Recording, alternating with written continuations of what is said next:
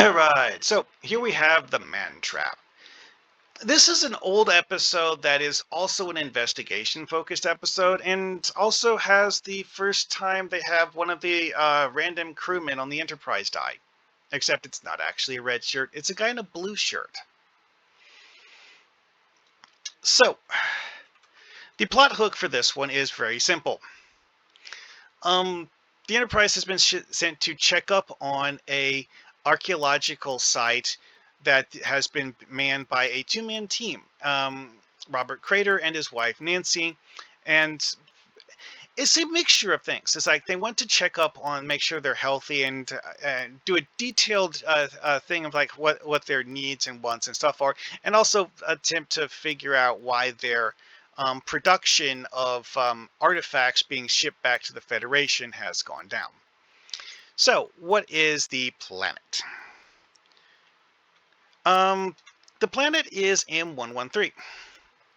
Side note here is that M113 is a naming convention that is not explained in universe, does not fit the naming convention used in most episodes, and is completely unexplained in universe. Some out-of-universe things actually give a proper name to the planet, but we don't really know exactly what is the right name because, oddly enough, despite being the site of a Federation archaeological expedition, no one actually knows what its real name is. One thing that could be interpreted from this is that maybe possibly M113 is actually a Federation archaeological team designation and not actually an astrometric designation. Because, again, the main thing about this planet is that the Federation archaeology people have an expedition here that's been going on for a long time to study the civilization that died out on this planet. Well, we don't actually know how long ago it is, and it's possible that the Federation archaeological team doesn't know either, and that's part of the reason why they're investigating the planet. Because, like, let's face it, this is a pretty dilapidated site.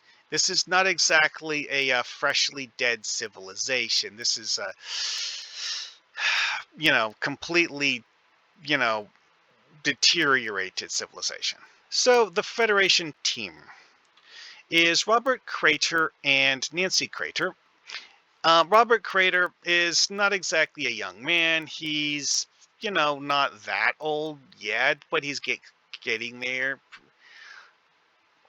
He has been functionally alone on this planet for a while because, like, it was just him and Nancy Crater, just the two of them. They didn't have a proper team. And one thing I personally find to be strange about this is the fact that the Federation does not actually have a archaeological team larger than two studying this planet. Yeah, the research data he's been sending back, however, has in recent times dropped dramatically, and part of the reason why Kirk is here is to figure out why the quantity of research he had been sending back to the Federation has gone down. And by quantity of research, we also mean artifacts, because he was packaging artifacts to be shipped by via freighter to the Federation for study at a Federation, laboratory or something. Yeah, they don't really explain where they're going, just that he was actually, like, shipping material off planet. Interesting. So, Nancy Crater. She dies before the episode starts, killed by one of the M113 creatures. In this episode, there is only one M113 creature that we know of. Robert Crater thinks it's the last of its kind. It is seemingly dangerously insane and violent. And that's part of the reason why it killed Nancy Crater, is because of the fact that it was just kind of sort of, doing its thing. But it doesn't kill Robert, which is kind of weird. Robert claims that it's actually like a person you can talk to, but he's seemingly the only person that actually talks to. Anyway, so here we have Darnell. Um, this is someone who was a medical person who was assisting Dr. McCoy with his on-site evaluations of Robert Crater and Nancy Crater. He gets killed by the M113 creature and two other people on the planet that were brought down by Kirk. And after taking the form of one of the other ones, the M113 creature goes back to the ship. Well, here's the thing, though. Because of the fact that he doesn't know what Nancy Crater is supposed to look like, when he sees Nancy Crater, he actually sees a different woman that he ran into on Wrigley's Pleasure Planet. And he actually mentions to McCoy this, and he's like, huh? McCoy just tells him to, like, no, we don't need to talk about that right now. Because McCoy seemingly thinks that Darnell's observation is actually that he's making a crass joke that she reminds him of some entertainer, when in reality he's actually saying that what he saw was an exact copy of the entertainer and not actually, Nancy Crater. Well, Spock apparently doesn't hear this, only McCoy, because Spock is actually on the bridge while Kirk and McCoy are down on the colony looking at things. Yeah, that part of the episode got a bit interesting. Anyway, though, so this is also the picture of the woman he saw instead of Nancy Crater.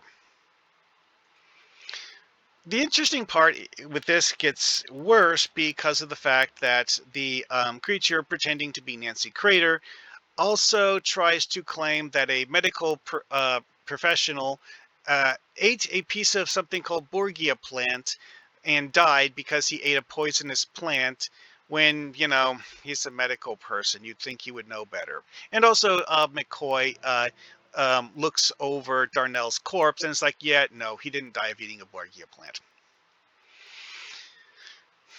Yeah, he actually died of being mauled by a salt vampire. Shocking. Anyway, though, the salt vampires are the core of the plot here. And there's several things about the salt vampires that are very important to remember when using them in a story. One, in the original episode, they are claimed by Robert Crater and only Robert Crater to be the people who built the ruined civilization on M113.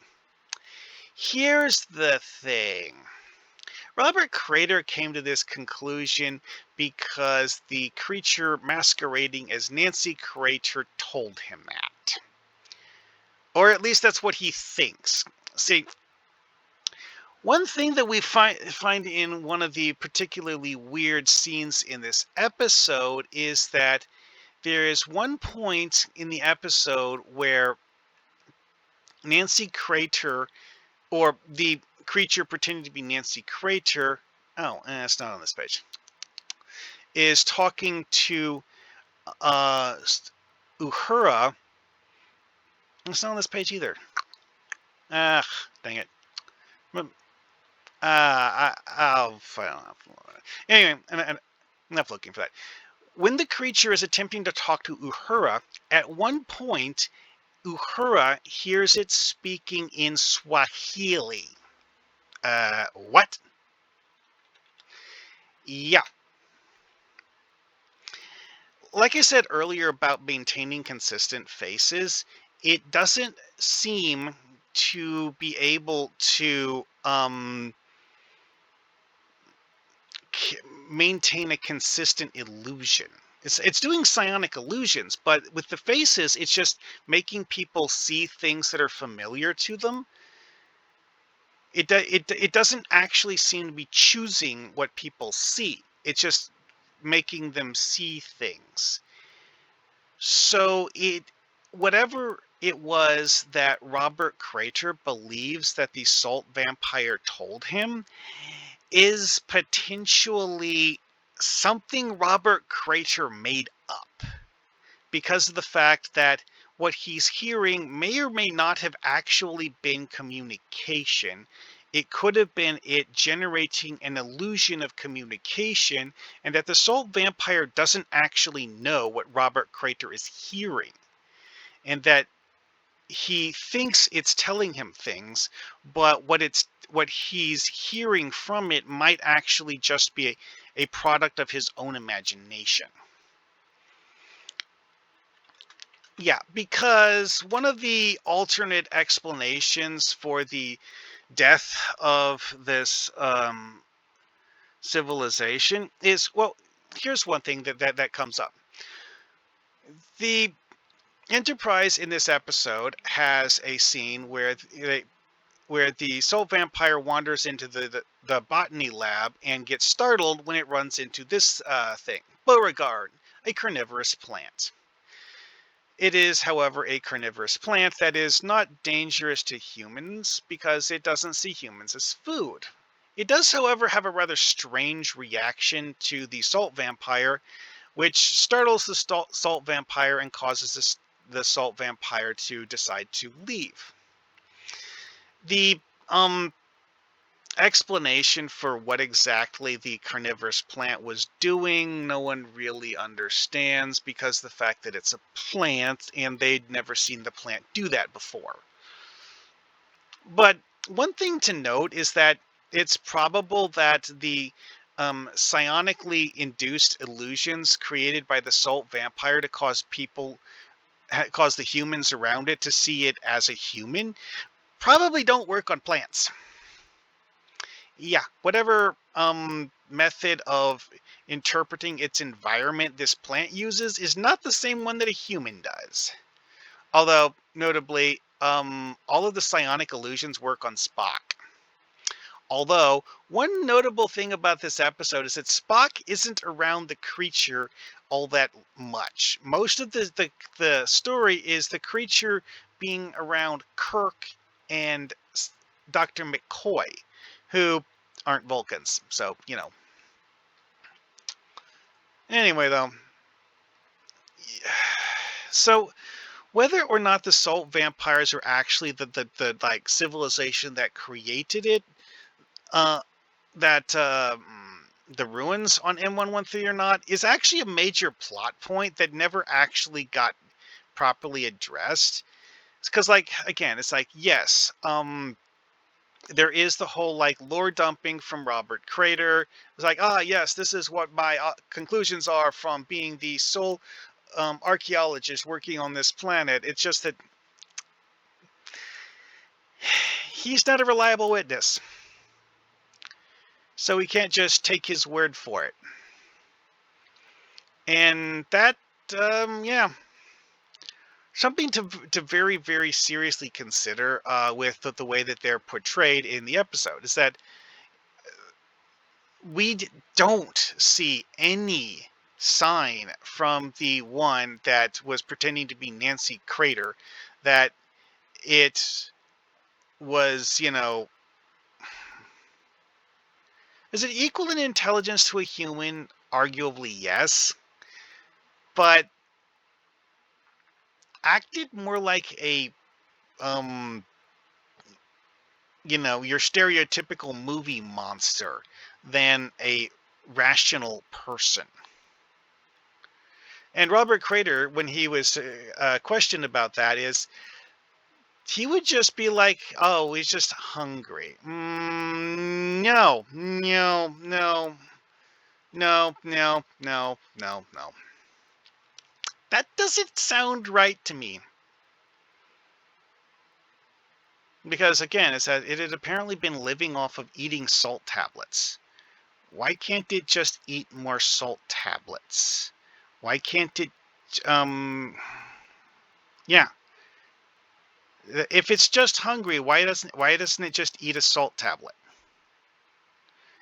But it doesn't. And the episode never actually tries to explain why not. And that is a key thing that I think you would need to remember about salt vampires when trying to use them in a story. We don't actually see them act like rational people. We see them act like stereotypical movie monsters. Not the sort of beings that you would expect to create a civilization while having a population in the millions. Quite frankly, having a population in the millions when you eat salt and then your planet somehow just runs out of salt doesn't really make a whole lot of sense to me anyways. What was their source of salt when they seemingly just ate it all? What? Again, I kind of get the feeling that whatever Robert Crater was told was half his own imagination, and maybe possibly there was some genuine attempt by the creature to communicate, but due to the weird vagary of how it was communicating psionically, Robert Crater wasn't actually directly hearing what it was saying, if it was even saying anything. And with that, I will wrap this up. This is one of the cases where it's like, it's a cool character idea, but trying to understand the exact nature of it is very important if you want to use it carefully. And with that, see you later.